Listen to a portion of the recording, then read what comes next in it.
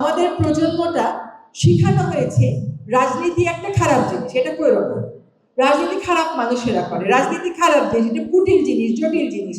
আপনি যদি রাজনীতি না করেন, ভালো মানুষেরা যদি রাজনীতিতে না আসে, তারপরে যদি রাজনীতির মধ্যে আমরা ভালো মানুষ খুঁজে না পাই, ভালো নেতা খুঁজে না পাই, তাহলে তার রাজনীতিকে দোষ দেওয়া যাবে না। এটা খুবই জরুরি যে আমরা একটা রাজনীতি সচেতন প্রজন্ম হিসাবে গড়ে তুলি। অনেক কিছু হয়েছে 16 বছরে, আমরা পারি নাই। যখন একটা প্রজন্ম নির্ভীকভাবে দাঁড়িয়ে গেল কারণ তার বন্ধুর বুকে গুলি লেগেছে, তখনই কিন্তু আমরা পরিবর্তনটা পেয়েছি। রাজনীতি মানে আপনাকে দল করতে হবে না, রাজনীতি মানে হলো সমাজটা আপনি কিভাবে দেখতে চান, সমাজের ব্যবস্থাগুলো আপনি কিভাবে দেখতে চান, সেগুলোর ব্যাপারে আপনাদের একটা স্পষ্ট অবস্থান থাকতে হবে।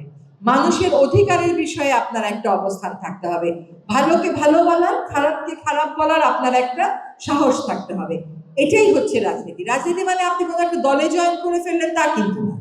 রাজনীতি মানে হলো you have to have the political values.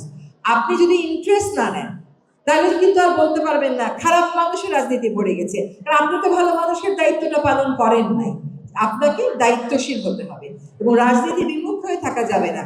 দেশকে যে শাসন করবে, কে শাসন করবে, এটা যদি আপনি খালি একটা সিল মেরে দিয়ে বলে আসেন তাহলে তো হবে না।